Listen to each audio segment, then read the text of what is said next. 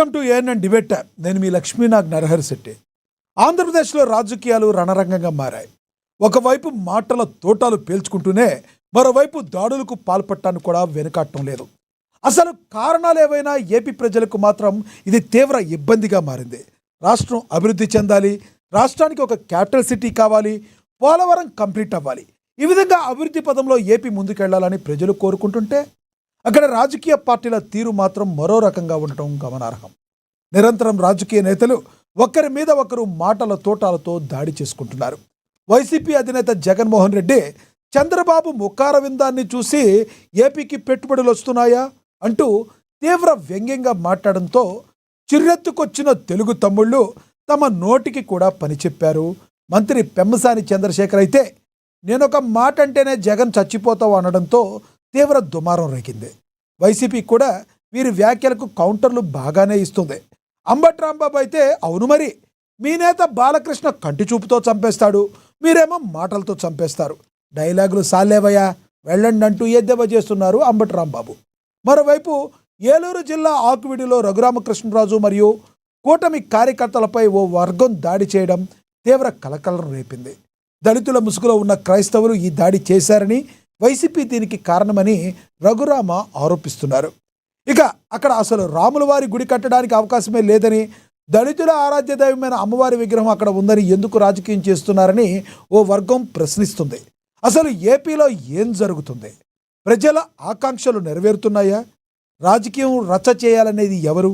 ఇదే విషయం గురించి ఈరోజు చర్చ కొనసాగిద్దాం. చర్చలో పాల్గొనేందుకు మనతో అందుబాటులో ఉన్నారు వైసీపీ అధికార ప్రతినిధి రేగడి లక్ష్మణరావు గారు మనతో అందుబాటులో ఉన్నారు. అదేవిధంగా టీడీపీ అధికార ప్రతినిధి విజయ్ కిరణ్ గారు కూడా మనతో అందుబాటులో ఉన్నారు. జనసేన నేత లక్ష్మీకాంత్ గారు కూడా మనతో అందుబాటులోకి వస్తారు. ఇక సీనియర్ జర్నలిస్ట్ అక్షర సత్యం ఫోన్ ద్వారా అందుబాటులోకి వస్తారు. అదేవిధంగా న్యాయవాది రాజకీయ విశ్లేషకులు సింగళూరి వెంకటేష్ గారు కూడా మనతో జూమ్ కాల్ అందుబాటులో ఉన్నారు. ముందుగా మనం వైసీపీ అధికార ప్రతినిధి రేగడి లక్ష్మణరావు గారితో మాట్లాడదాం. లక్ష్మణరావు గారు నమస్తే అండి. నమస్తే లక్ష్మణరావు గారు. లక్ష్మణరావు గారు, ఏపీలో ఏం జరుగుతుంది ఏంటి? అక్కడ రఘురామకృష్ణరాజు గారి మీద గోదావరి జిల్లాలో జరిగిన సంఘటన ఏంటి? మరి దాని గురించి మీరేం చెప్తారు? మీ అభిప్రాయం ఏంటి? ఇక మీకు తెలుసు జగన్మోహన్ రెడ్డి గారు చేసిన వ్యాఖ్యలు ప్రతిగా మరి పెమ్మసాని చంద్రశేఖర్ గారు చేసిన వ్యాఖ్యలు మీరు ఏ కోణంలో చూస్తారు? ఏమంటారు మీరు? లక్ష్మణరావు గారు, మీకు అలాగే ప్యానల్ ఉన్నటువంటి ప్యానలిస్ట్కి అలాగే ఏఎన్ఎన్ వీక్షణ యాజమాన్యానికి హృదయపూర్వక నమస్కారం అండి. నమస్తే అండి. రఘురామకృష్ణరాజు గారు ఆయన యొక్క ఉపసభాపతి స్పీకర్గా ఉంటూ ఆయన యొక్క లైన్స్ ఆయనకున్నటువంటి లిమిట్ను పరిధిని దాడుతూ చాలా చేశారు, మనం చూసాం.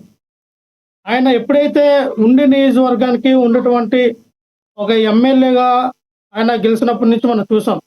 ఎవరి మీదో ఉన్నటువంటి కోపం, ఎవరి మీదో ఉన్నటువంటి ద్వేషం, ఎవరి మీదో మరి చూపాల్సి వస్తున్నటువంటి ఈ కోప ద్వేషాన్ని యావత్ ఆంధ్రప్రదేశ్ రాష్ట్రంలో ఉన్నటువంటి దళితుల మీద చూపించాలంటే దళితులందరూ చేతులకి గాజులు వేసుకొని ఉండలా.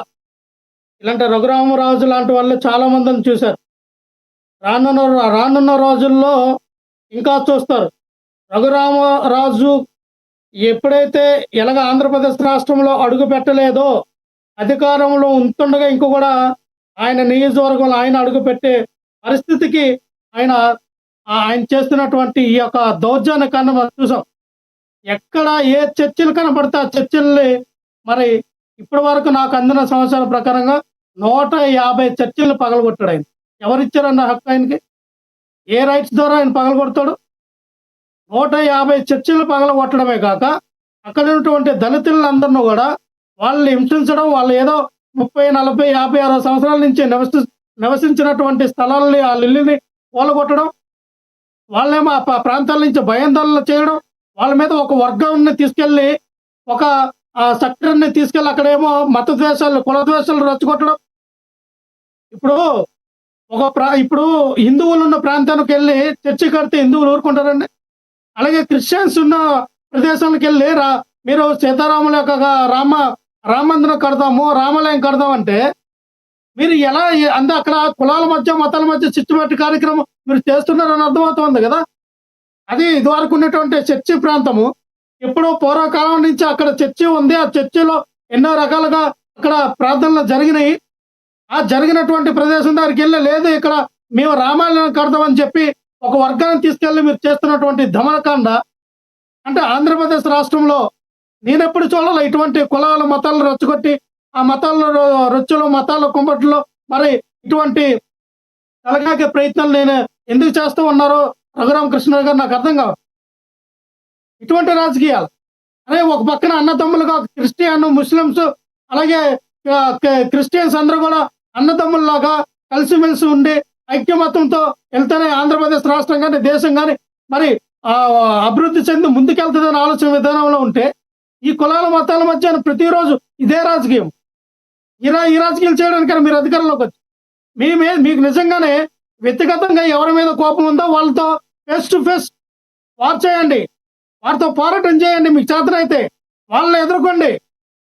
పివి సునీల్ కుమార్ గారిని ఆయన మీరు ఏం పేకలాక ఆయన ఏం చేయలేక ఆయన మీరు ఎదిరించలేక ఆయనతో మీరు పోరాటం చేయలేక ప్రభుత్వ హయాంలో కూడా ఇలాంటివే జరిగినాయి కదా, మీరు ఎప్పుడు చూడలేదు అంటున్నారు గారు. మాజీ మంత్రి పినిపే విశ్వరూప్ గారి ఆధ్వర్యంలో చాలా అంతకుముందు కూడా జరిగినాయి కదా, మీరు ఎప్పుడు చూడలేదు అంతకుముందు ఏం జరిగింది? ఇలాంటివి అయ్యో సంఘటనలు కొన్ని సంఘటనలు జరిగితే కంట్రోల్ చేశారా లేదా? అప్పుడు మీరు మీ మాజీ మంత్రి ఆధ్వర్యంలో మీరు తలతో ఆకలేకని ప్రశ్నలు అడిగి మీరు ఒక మాట్లాడండి. కాదు సార్ మీరేమన్నారు? ఎలా పడితే అలాగా ప్రశ్న వేసేసి ఎలా పడితే అలాగా వాదించింది ఎవరికి సమాధానం చెప్పడం. లక్ష్మణ్ మీరు ఏం చేశారండి గతంలో విశ్వరూప్ గారు ఏమైనా విషయంలో చర్చలు కూర్చారా, మసీదులు కూర్చారా? ఏం చేశారు? సంఘటనలు చూడలేదంటే గతంలో మీ పినపే ఉన్న టైంలోనే ఇలాంటివి అక్కడ జరిగినాయి అంటున్నా, మీరు ఎందుకు ఆవేశపడిపోతున్నారు? పినిపి ఈశ్వరూప్ గారు ఉన్నప్పుడు ఇటువంటి సంఘటనలు ఏవో అమలాపురంలో కానీ అక్కడ ఉన్న రాజుల ప్రాంతంలో కానీ అటువైపు ఉన్నటువంటి ఎస్సీ కాన్స్టిట్యూన్సీ నాకు తెలిసినంత వరకు ఆ ఏరియాలో కోనసీమలో ఎక్కడ కూడా ఇటువంటి సందర్భాలు జరగవు కూడా. ఎవరు కూడా ఇల్లు కజ్జాలు పెట్టుకోవడానికి ఎవరు కూడా అక్కడ కోనసీమలో ఉన్నటువంటి దళితులు ఎవరు రెడీగా లేరు.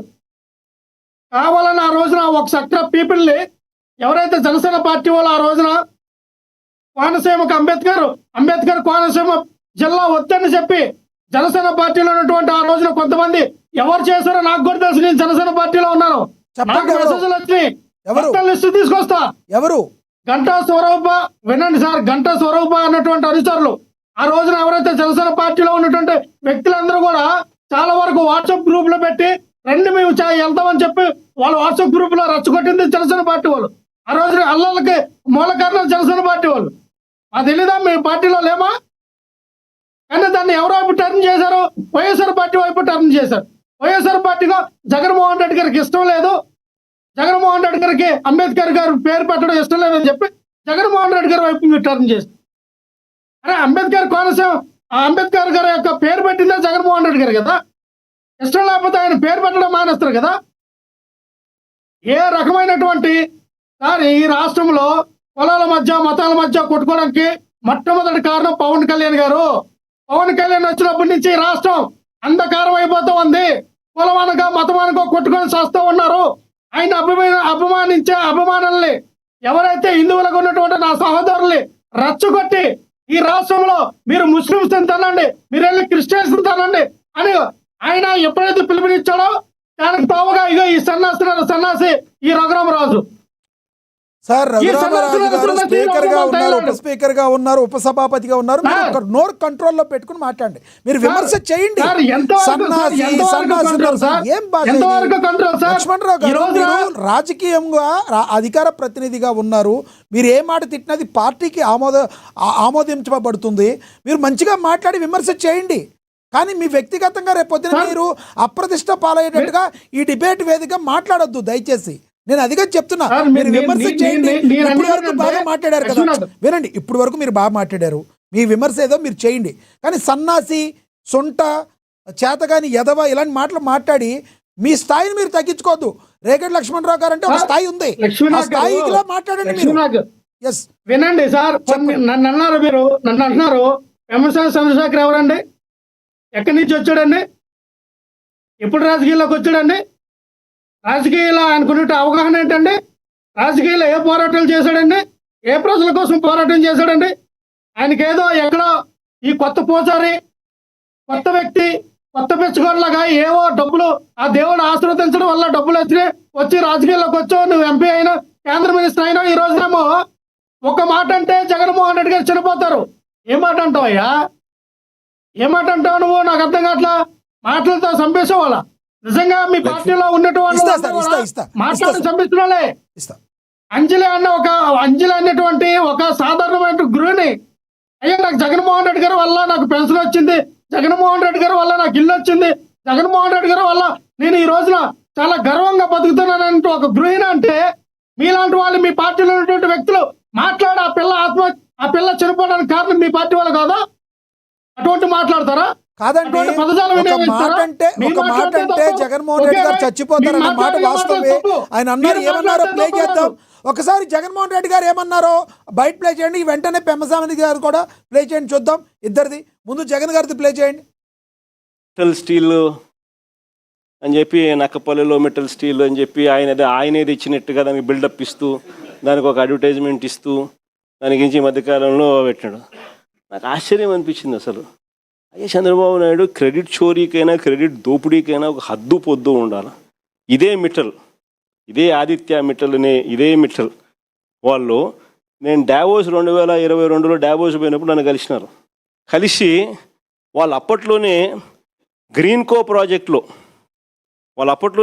ప్రాజెక్టులో దాదాపుగా 4,800 కోట్ల రూపాయలు కర్నూలులో కడతా ఉన్న పంప్ స్టోరేజ్ ప్రాజెక్టులో భాగం తీసుకొని గ్రీన్కోలో 4,800 కోట్ల రూపాయలు పెట్టుబడులు పెట్టడానికి ఆ రోజుట్లో డావోస్లో అప్పుడే నా సమక్షంలోనే అవగాహన కుదురుంది. ఇది కాక అప్పట్లోనే ఎస్ఆర్ స్టీల్ వీళ్ళు కొనుగోలు చేసి దాంట్లో ఎక్స్పాన్షన్ కూడా పోతూ 1,000 కోట్ల రూపాయలు పెట్టుబడి పెట్టేదానికి కూడా ఆ రోజే నా సమక్షంలోనే అది కూడా జరిగింది. ఇది కాక వీళ్ళను కొత్త స్టీల్ ప్లాంట్ పెట్టడానికి అడుగులు ముందుకు వేయండి అని చెప్పి ఆహ్వానించింది నేను. రాష్ట్రానికి ఆహ్వానించి రమ్మని చెప్పి వాళ్ళని చెప్పి, వాళ్ళు అధికారులకు కూడా చెప్పిన, వాళ్ళు వస్తున్నారు, వాళ్ళకి ఎక్కడెక్కడ మనం భూములు ఇవ్వగలుగుతామో చూపించండి అని చెప్పి. వాళ్ళు రావడము, మన అధికారులు ఫస్ట్ కాకినాడ SCZలో భూములు చూపించినారు, తర్వాత మూలపేటలో వీళ్ళు రావడానికి భూములు చూపించారు, తర్వాత నక్కపల్లిలో మన హయాంలోనే వీళ్ళకి భూములు చూపించినారు.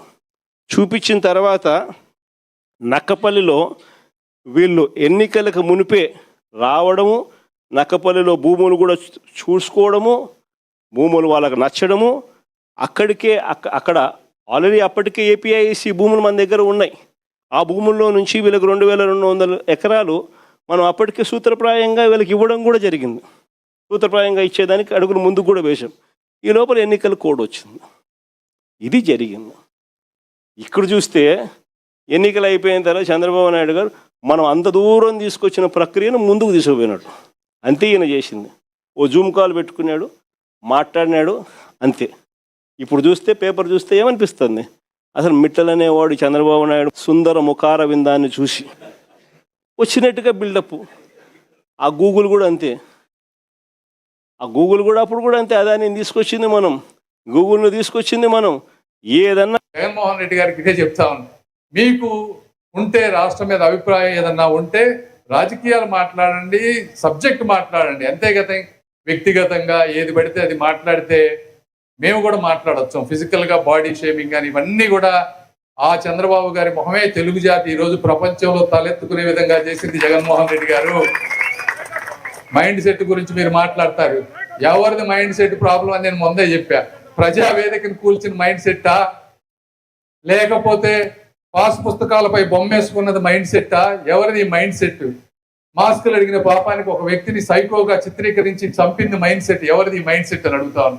ఇట్లా 100 మాట్లాడగలం. కాబట్టి మీరు సబ్జెక్ట్ మాట్లాడండి, రాజకీయంగా వ్యతిరేకించండి, కానీ మా నాయకుల్ని కించపరిస్తే మేము కూడా నిన్ను బాడీ షేమింగ్ చేయాలంటే ఒకే ఒక్క మాటతో నిన్ను చంపేయగలను, కానీ నాకు సంస్కారం అడ్డుంది కాబట్టి. సో పెమ్మసాని చంద్రశేఖర్ గారు అలా రియాక్ట్ అయ్యారు, జగన్మోహన్ రెడ్డి గారేమో ముఖార విందాన్ని చూశాను వ్యక్తిగతంగా రియాక్ట్ అయిన ఆయన రియాక్ట్ అయ్యారు. ఇదే విధంగా మీరు ఎలా మాట్లాడతారని మీరు కోపం వచ్చారు. ఎందుకంటే ఎవరు కూడా ప్రజల స్వామ్యంలో ప్రజలను ఉద్దేశించి మంచిగా చేయాలి, కానీ ఒకరి మీద రాజకీయ నాయకుల మీద ఒకరు వ్యక్తిగతంగా దోషం చేసుకోవడం అనేది ప్రజలు ఆమోదించరు. లక్ష్మణరావు గారిది జగన్మోహన్ రెడ్డి గారైనా, పవన్ కళ్యాణ్ గారైనా, లేదంటే పెమ్మసాని చంద్రశేఖర్ గారైనా ఎవరు కూడా వ్యక్తిగతంగా మాట్లాడకూడదు, దాన్ని ప్రజలు ఆమోదించరు. అదేవిధంగా గతంలో జగన్మోహన్ రెడ్డి గారు కూడా నడి రోడ్డు మీద చంద్రబాబు నాయుడిని ఉరి తీయాలన్నారు, చంపేయాలన్నారు. ఇట్లాంటివన్నీ మాట్లాడితే జనాలకు చిర్రెత్తుకొచ్చుద్ది. ఎందుకంటే పెమ్మసాని చంద్రశేఖర్ గారు కూడా అది కూడా తెలుసుకోవాలి. మరి మీరేమంటారు దీని గురించి చెప్పండి. 30 seconds చెప్పండి. ఇప్పుడు వరకు మీరు మాట్లాడారు, మిగతా వాళ్ళందరూ కూడా ఇవ్వాలి. లక్ష్మీనాథ్ నేను అనేది ఏంటంటే అక్కడ జగన్మోహన్ రెడ్డి గారు ఎక్కడ కూడా బాడీ షేమింగ్ చేయలేదే. చంద్రబాబు నాయుడు గారు దానికి అర్థం ఏంటి నాకు తెలిసినంత వరకు అతి సుందరమైనటువంటి అందం గలటువంటి మొహం కలిగినటువంటి వ్యక్తి అయినా దానికి అర్థం తప్పగా లేదే. అలా ఎలా ఉంటుందండి? రేగడి లక్ష్మణరావు గారు మీరు బాగున్నారండి అంటే అది మీరు చాలా బాగున్నారండి అంటే అది వేరు. రెండింటికి వ్యంగ్యం తేడా ఉంటుంది. అలా మీరు ఎలాగ అర్థం చేసుకుంటారు? ఇక్కడ ఆయన ఏమన్నారు, మాటలతో చంపేస్తాం, మేము కూడా ఒక మాట అంటే చంపేస్తారంటే గతంలో ఇదే వినండి సార్ గతంలో ఇదే టీడీపీ పార్టీలో ఉంటున్న వ్యక్తులు చంద్రబాబు నాయుడు గారు వీళ్ళందరూ కూడా ఏమన్నారు, ఆ పార్టీ పెట్టిన ఆ పార్టీ వ్యవస్థాపకుడైనటువంటి స్వర్గీయ ఎన్టీ రామారావు, తారక రామారావు గారిని ఏమన్నారు, స్త్రీ లోలుడు. ఎన్టీ రామారావుకి స్త్రీలంటే పిచ్చి, స్త్రీలంటే వీక్నెస్ ఉందని చెప్పి పెద్ద పెద్ద ఇవి పెట్టారు కదా, కార్టూన్స్ చేయించారు కదా ఈనాడులో. అటువంటి మాట్లాడతారా? రైట్.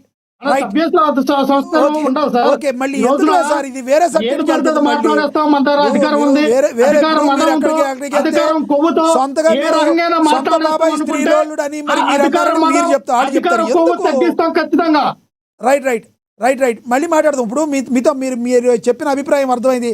మీరు ఎన్టీఆర్ స్త్రీరోలుడు అన్న వాళ్ళంటే చనిపోయిన ఆయన స్త్రీరోలుడు అని మీరే పేపర్లకి ఎక్కిచ్చారు, సాక్షి పేపర్లో వాళ్ళు అంటారు. ఎందుకు సార్ ఇవన్నీ జరిగిపోయినాయి? అనవసరం లేదు.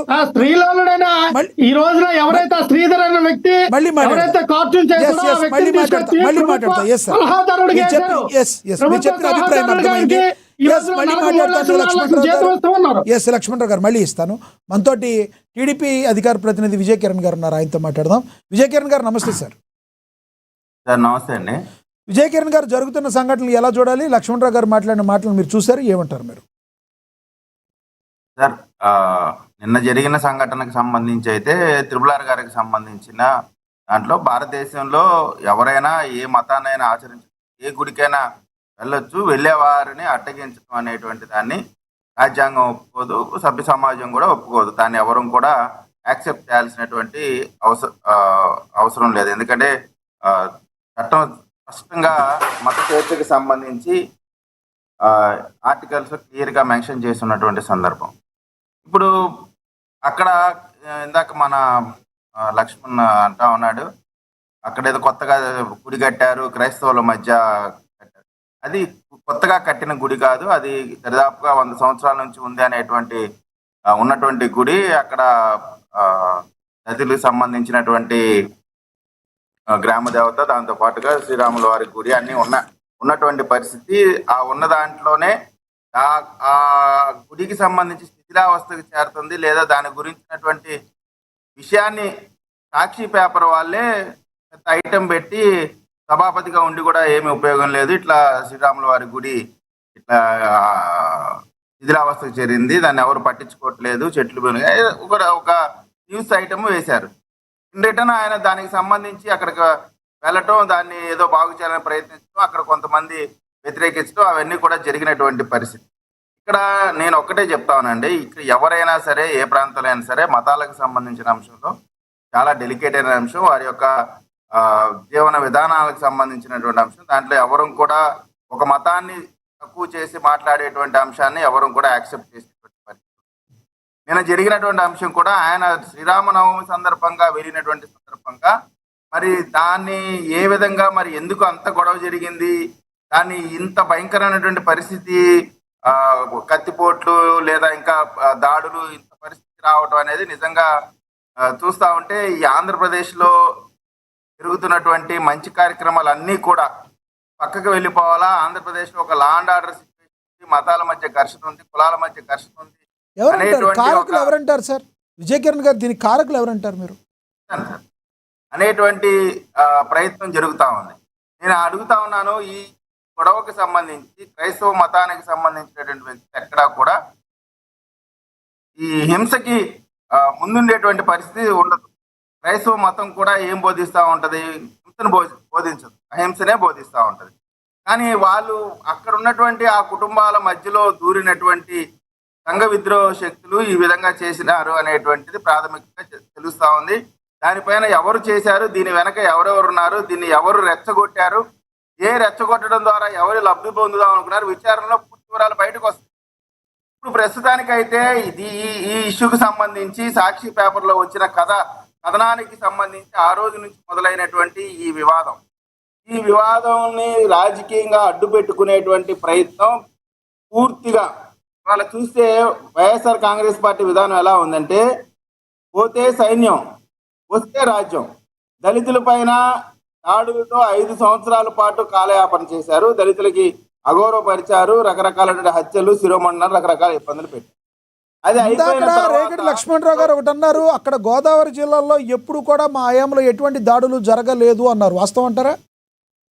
ఒకటి, ఇప్పుడు గోదావరి జిల్లాలో ఏ విధమైన గొడవలు జరగలేదు, చాలా ప్రశాంతంగా ఉంది. ఒక దళిత యువకుడిని చంపి డోర్ డెలివరీ చేసినటువంటి పరిస్థితి ఎప్పుడూ లేదు. ఈ ఇసుక అక్రమ రవాణాని అడ్డుకున్నందుకు శిరోమండనం చేసినటువంటి అంశం ఎప్పుడూ లేదు. అదే విధంగా ఆ ప్రభుత్వంలో మంత్రిగా ఉన్నటువంటి ఒక దళిత మంత్రి ఇంటిని తగలబెట్టి కుటుంబ సభ్యులు కూడా చనిపోయే పరిస్థితి, చాలా ప్రశాంతమైన వాతావరణం ఆ రోజు నడిచింది. అనేకమైనటువంటి గుడి దేవతలు అన్ని కూడా ధ్వంసం చేసినటువంటి పరిస్థితి. నేను అడుగుతా ఉన్నానండి, నిజంగా చంద్రబాబు నాయుడు గారు హయాంలో ఈ రోజున ఇంత అభివృద్ధి సంక్షేమం జరుగుతూ ఉంటే దీన్ని డైవర్ట్ చేయడానికి కాకపోతే ఈ గొడవలన్నీ కూడా మీరు చూస్తే ఫస్ట్ నుంచి కూడా అవకాశం ఉంటే కులం లేదా మతం ఏదో ఒకటి అడ్డు పెట్టుకొని రాజకీయ అని క్రియేట్ చేసేటువంటి ప్రయత్నం చేస్తా ఉన్నారు. ఇందాక లక్ష్మణ్ గారు కూడా చెప్తా ఉన్నారు, అంబేద్కర్ గారి పేరు పెట్టింది జగన్మోహన్ రెడ్డి గారు అని. జగన్మోహన్ రెడ్డి గారు అనేకమైనటువంటి జిల్లాలకి కొత్త పేర్లు పెట్టారు, ఆ గెజిట్ నోటిఫికేషన్ వచ్చింది. మరి అన్ని జిల్లాలతో పాటుగానే కోనసీమ జిల్లాకు కూడా అంబేద్కర్ గారి పేరు పెట్టకుండా అన్ని జిల్లాలకు పెట్టి వచ్చినటువంటి ఒత్తిడి కారణంగానో లేదా ప్రజల యొక్క అభిలాష మేరగానో అన్ని అయిపోయిన తర్వాత లాస్ట్లో అంబేద్కర్ గారి పేరు పెట్టడంలోనే అక్కడే ఒక కుట్ర దాగి ఉంది.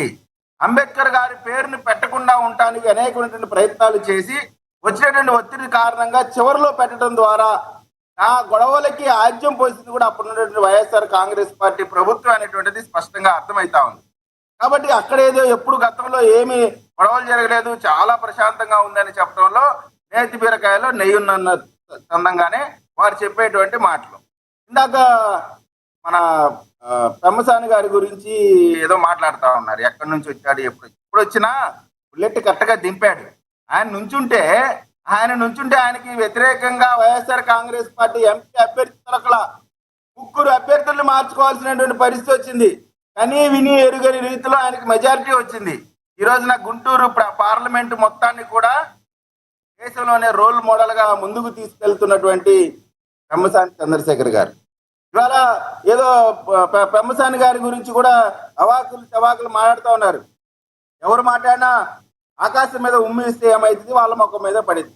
ఇవాళ పెమ్మసాని చంద్రశేఖర్ గారు ఆయన కేవలంగా పే బ్యాక్ టు సొసైటీ అని చెప్పి ఆయన పుట్టి పెరిగినటువంటి ఈ నేలకు మంచి చేయాలనేటువంటి ఉద్దేశంతో రాజకీయాల్లోకి రావటమే కాకుండా ఈరోజు వారు చేస్తున్న అభివృద్ధి సంక్షేమ కార్యక్రమాలు ప్రభుత్వ డబ్బులతో మాత్రమే కాదు, కేసీఆర్ ఫండ్స్ అయితేనేమి ఆయన సొంత డబ్బులతోనేమి అనేకమైనటువంటి ప్రజా ఉపయోగమైనటువంటి కార్యక్రమాలు చేస్తుంటే ఆయన్ని ఎదిరించడం, ఆయన్ని తట్టుకోవడం చేతకాక ఆయన్ని ఎదురుగా కంట్రోల్ చేసుకోవాలి కదండి. ఒక ఎంపీగా ఉన్నారు, ప్రజాప్రతినిధిగా ఉన్నారు, మాజీ ముఖ్యమంత్రిని మరి ఆ రకంగా అంటే గతంలో వాళ్ళు మాట్లాడి ఉండొచ్చు కాబట్టే ప్రజలు వాళ్ళకి అలాంటి సిచ్యువేషన్ ఇచ్చారు కదా, 150 నుంచి 11కు పడేశారు కదా.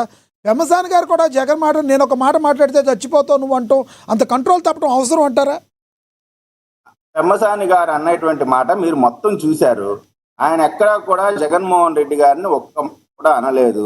మా చంద్రబాబు నాయుడు గారిని అంబటి రాంబాబు వాళ్ళ అమ్మగారిని ఏ విధంగా మాట్లాడాడు, ఏ విధంగా పూర్తి అటువంటి మాటలే మాట్లాడలేదు కదా.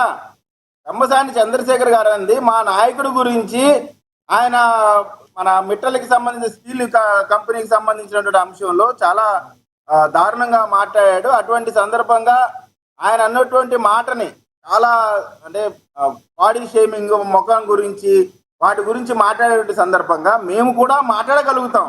కానీ మా సంస్కారం అడ్డొస్తుంది కాబట్టి మేము అటువంటి మాటలు మాట్లాడలేదు. నిజంగా మేము మాట్లాడదలుచుకుంటే ఆ మాటకి శిక్ష చచ్చిపోతారనేటువంటి అంశంగా మాట్లాడారు తప్ప దాన్ని వీళ్ళు ఏదో చంపుతా అన్నారు, చచ్చిపోమన్నారు, ఇవన్నీ కల్పితాలు తప్ప ఏం లేదు. నేను ఇంకొకటి కూడా చెప్తానండి, అటువంటి జుగుత్సాకరమైనటువంటి భాష మాట్లాడటం కూడా ఆయనకి తెలియదు అనేటువంటి మాట చెప్తా ఉన్నా. ఆయన ఇన్ని రోజులు మాట్లాడతాం, ఎక్కడన్నా సరే ఆయన చంపుతామన్నారు, నరుకుతామన్నారు, పరిగెత్తిస్తామన్నారు, ఇక్కడ తట్టపుట్ట సర్దుతామన్నారు. ఎన్ని చేసినా ఆయన అభివృద్ధితో, ఆయన విజయంతో ప్రజలకు సమాధానం చెప్పినటువంటి పరిస్థితి.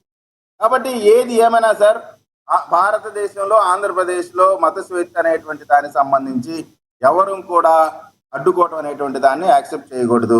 అది హిందూ మతమైనా ఏ మతం అయినా సరే. ఇప్పుడు ఎక్కువ మంది జనాలు ఉన్నారు కాబట్టి అక్కడ గుడి కట్టకూడదు అనేటువంటి మాట కూడా తప్పే.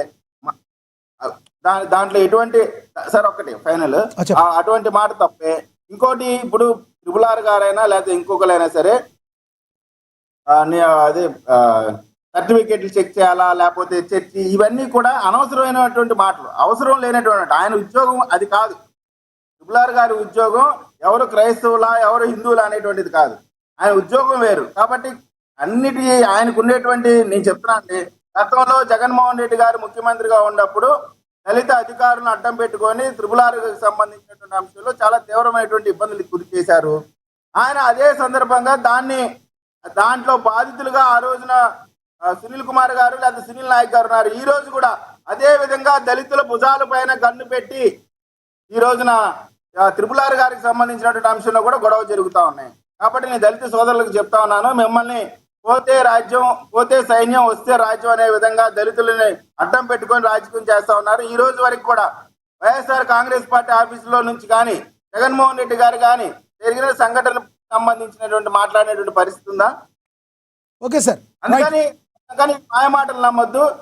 కేవలం వైఎస్ఆర్ కాంగ్రెస్ పార్టీ నుంచి దళితులు దూరంగా జరిగిపోయినటువంటి సందర్భంలో, 11 సీట్లకే పరిమితమైనటువంటి సందర్భంలో దళిత సామాజిక వర్గాన్ని ఏదో విధంగా తన వైపు తిప్పుకోవాలనేటువంటి ఉద్దేశంతో ఈ మతం కేంద్రంగా రాజకీయాలు చేస్తారనే దాంట్లో ఎటువంటి అతిశయోక్తి లేదు. రైట్ విజయ్ కిరణ్ గారు, నేను మళ్ళీ మాట్లాడతాం మీతో. మనం ఒకసారి సెంగులూరి వెంకటేష్ గారు ఉన్నారు, రాజకీయ విశ్లేషకులు, న్యాయవాది, ఆయనతో మాట్లాడదాం. వెంకటేష్ గారు నమస్తే అండి. నమస్తే. నమస్తే సార్. ఎస్, జరుగుతున్న సంఘటన ఎలా చూస్తారు సార్ వెంకటేష్ గారు ప్లీజ్? ఏపీలో ముందుగా మీకు ప్యానల్లో ఉన్నటువంటి సోదరులకి, మీ వీక్షకులకు కూడా వెరీ గుడ్ ఆఫ్టర్నూన్ అండి. Good afternoon sir.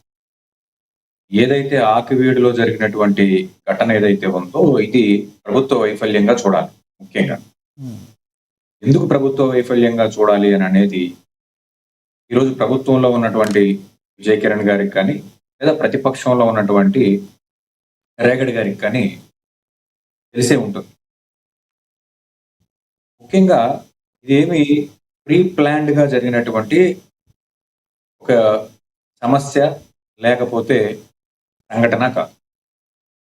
ఇది స్పాంటేనియస్ గా జరిగింది అనేది అందరికీ తెలుస్తున్నటువంటి విషయం. నిజంగా ప్రీ ప్లాన్డ్ గా జరిగినట్లయితే కనీసం అక్కడ ఉన్నటువంటి దళితులకి ఇష్టం లేకపోతే స్థానికంగా ఉన్నటువంటి ఎమ్మెల్యే లేదా ఉపసభాపతిగా ఉన్నటువంటి రాజుగారు, రఘురామకృష్ణరాజు గారు అక్కడ అడుగు పెట్టేటువంటి పరిస్థితి ఇప్పుడున్నటువంటి పరిస్థితిలా కాకుండా ఇంకా తీవ్రతరంగా కష్టపడాల్సినటువంటి పరిస్థితి వచ్చింది. మరొక విషయం మనం గమనిస్తే ఆయన ఉన్నంతసేపు దాడి జరగలేదు. ఆయన ఉన్నంతసేపు పోలీసులు ఉన్నారు, అంతా కూడా ఆయనకి పటిష్టమైన భద్రత ఇచ్చారు. ఆయన వెళ్ళిన తర్వాత అక్కడ ఉన్నటువంటి పార్టీ కార్యకర్తలకి, స్థానికులకి మధ్య వచ్చినటువంటి ఘర్షణపూరితమైనటువంటి వాతావరణం ఏదైతే ఉందో ఈ వాతావరణంలో అక్కడ దాడి చేయడం జరిగింది. దాని మీద పోలీసు వారు ముందస్తు జాగ్రత్తలు ఏం తీసుకున్నారు అనేది ఇక్కడ ప్రభుత్వ వైఫల్యం గురించి మనం మాట్లాడాల్సినటువంటి ఆవశ్యకత ఏర్పడినటువంటి కారణం.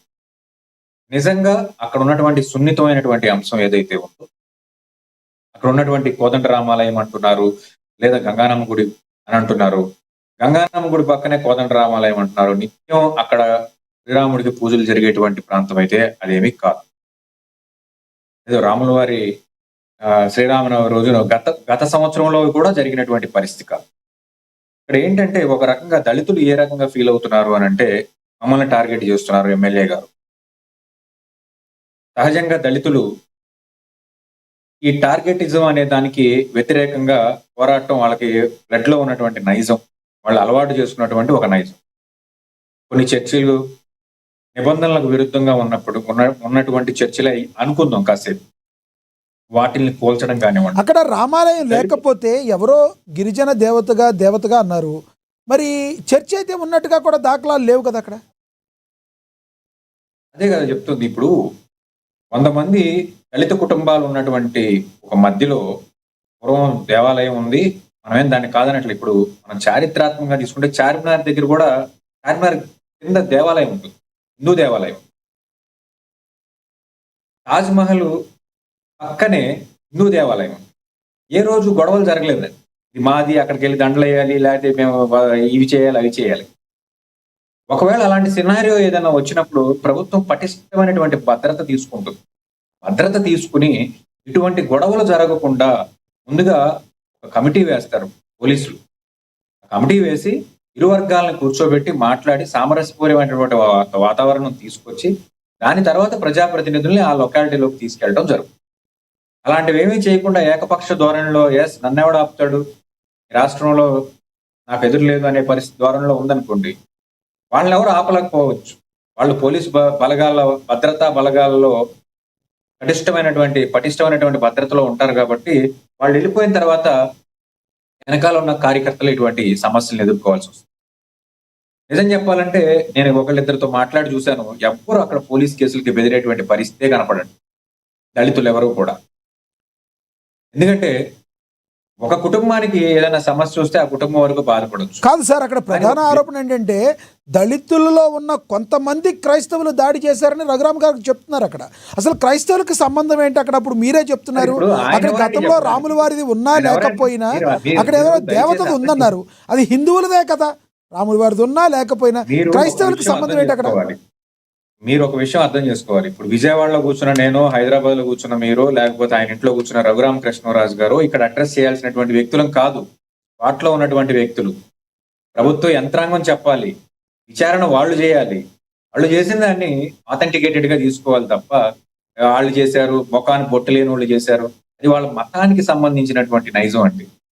వాళ్ళ ముఖానికి బొట్టు లేకపోతే మనకి చూసారు. సో ఎవరు ఎక్కడో ఉన్నప్పుడు ఇప్పుడు మన ప్యానల్లో ఉన్న లక్ష్మణరావు గారు చెప్పారు, ఏమన్నారు? ఆయన మాటలతో ఏకీపిస్తారా మీరు? అక్కడ ఉన్న క్రైస్తవుల దగ్గర అది జరిగిందన్నారు, అక్కడ క్రైస్తవుల దగ్గరికి వెళ్ళి రఘురామ్ గారు వెళ్ళారని చెప్పారు. వాస్తవం ఉందా దానిలో? ఇందాడు ప్యానల్లో మాట్లాడిన లక్ష్మణరావు గారి మాటలతో మీరు ఏకీపిస్తారా? సార్, నేను లక్ష్మణరావు గారి వ్యాఖ్యలతో ఏకీభవించను, లేకపోతే రఘురామ కృష్ణరాజు గారి వ్యాఖ్యలతో కూడా ఏకీభవించాలి నాకైతే. నేను ఉన్న వాస్తవం చెప్పదలుచుకున్నా. అక్కడ ఉన్నటువంటి కుటుంబాలన్నీ కూడా క్రైస్తవ మతాన్ని అవలంబిస్తున్నటువంటి ఒక వ్యవస్థలా అక్కడ మనం చూస్తున్నాం. వారి మధ్య గుడి ఉండొచ్చు, నేనేం కాదనట్లేదు. మీరు గత సంవత్సరం మేము చేశాము, ఈ సంవత్సరం మమ్మల్ని ఎందుకు రానివ్వట్లేదు అని అన్నారనుకోండి, అలాంటి వాళ్ళందరూ కూడా ఖచ్చితంగా లాస్ట్ ఇయర్ విద్యా ప్రభుత్వంలో ఉన్నప్పుడు రఘురామ కృష్ణరాజు వెళ్ళి దండేసినప్పుడు ఈ సంవత్సరం వెళ్ళడానికి రఘురామ కృష్ణరాజు అడ్డు పెట్టడానికి అక్కడ ఉన్నటువంటి వారు ఎవరని మీరు కొత్తగా ఇనిషియేషన్ తీసుకున్నారు. ఈ సంవత్సర కాలంలో దళితుల మీద అనేక రకాలుగా దాడులు జరుగుతున్నాయి.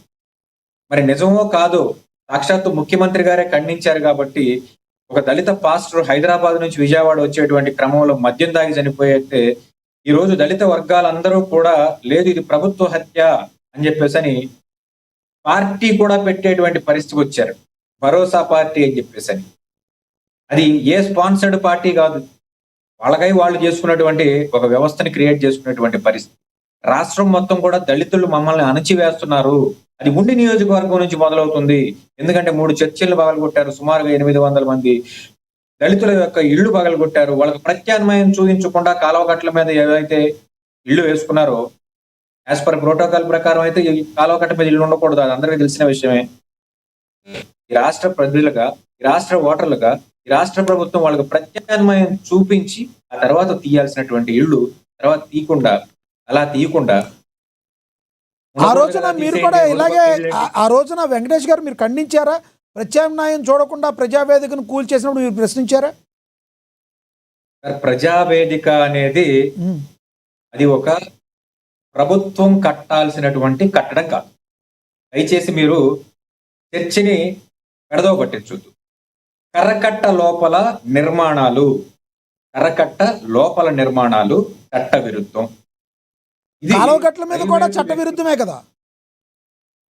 నదీ పరివాహక ప్రాంతం వేరు, కాలువ వేరండి. మీరు దయచేసి అర్థం చేసుకోవాలి. నదీ పరివాహక ప్రాంతం వేరు. రెండోది, ఈ నదీ పరివాహక ప్రాంతంలో కట్టిన వాళ్ళు సామాన్యులు కాదు. మీరు దయచేసి అర్థం చేసుకోండి. కోటాను కోట్ల రూపాయలు ఉన్నటువంటి వ్యక్తులు పేర్లు చెప్తే గుండె పగిలిపోద్ది మీకు. అలాంటి ఒక కట్టడాల్ని ప్రభుత్వం కట్టడం కరెక్ట్ కాదు. అర్థమైందా మీకు? ప్రైవేటు వ్యక్తులు ఎవరైనా కడితే దానికి సంబంధించి కోర్టులో కేసులు వేస్తారు, లేకపోతే చట్ట ప్రకారం దాన్ని వ్యవహారాలన్నీ తీసుకొస్తారు. మరి ఈ రోజు కట్టడే అదే ప్రజావేదిక జగన్మోహన్ రెడ్డి కూల్చాడు. మరి ఈ రోజు కట్టమనండి ప్రజావేదికని మళ్ళీ. కడతం కోల్చడం ఇంతేనా ప్రజాదానం? ఇప్పుడు ఆల్రెడీ కట్టిందని కూల్చిన తర్వాత మీరు ఏం చేస్తారు? జగన్మోహన్ రెడ్డి కూల్చడం తప్పు అంటున్నాడు. మీరు అంటున్నారు జగన్మోహన్ రెడ్డి ప్రజావేదికని కట్టడం తప్పు, కూల్చడం తప్పు అని. కట్టడమే తప్పని నేను అంటున్నాను. ఒకవేళ నేనన్నది కూడా తప్పేననుకోండి, ఈ రోజు మళ్ళీ కట్టమనండి. అదే సార్, ఇప్పుడు ఒకటి సార్, జగన్మోహన్ రెడ్డి గారు అక్కడెక్కడో కైలాసగిరి మీద ఉన్న విశాఖపట్నంలో ఏదో కట్టారు ఆయన, దాన్ని కూడా కూల్చేయాలి కదా. కూల్చేయాలంటే కాదు సార్, మీరు దానిని వక్ర మార్గం పట్టించకండి. కృష్ణా నది పరివాహక ప్రాంతంలో ప్రకాశం బ్యారేజ్ పైన ప్రభుత్వం చేసేటువంటి నదిలో చేసేటువంటి ఎటువంటి కన్స్ట్రక్షన్ అయినా చట్టవిరుద్ధమే, ఎక్సెప్ట్ ప్రజల కోసం చేసేటువంటి బ్యారేజీలు తప్ప. ఇవాళ బాహుబలి వంతెన అని చెప్పేసి ఒకటి కట్టారు కదా, outer ring inner ring road కోసం. మరి దాన్ని పగలగొడతామా? ఎందుకంటే అది ప్రజా ప్రయోజనాల కోసం. ఎవరి కోసం ఏది కట్టిన దాన్ని కోల్చడం అనేది చాలా రాంగ్ కదా. ప్రజలకు ఉపయోగపడేటట్టు చేయాలి. ఎవరైనా మీలాంటి చదువుకున్న వాళ్ళు కూడా కాదు. ఇప్పుడు ప్రజావేదిక అనేది రాంగ్ అని మీరు చెప్తున్నారు. కట్టేటప్పుడు మీరు ఎందుకు అడ్డు చెప్పలేదు? ప్రతిపక్షాలు కానీ మీలాంటి కాదు సార్, మీలాంటి న్యాయవాదులు కట్టేటప్పుడు ఎందుకు చెప్పలేదు? అడ్డుపడలేదు మీరు. కట్టేటప్పుడు మీరు అడ్డుపడ్డారా?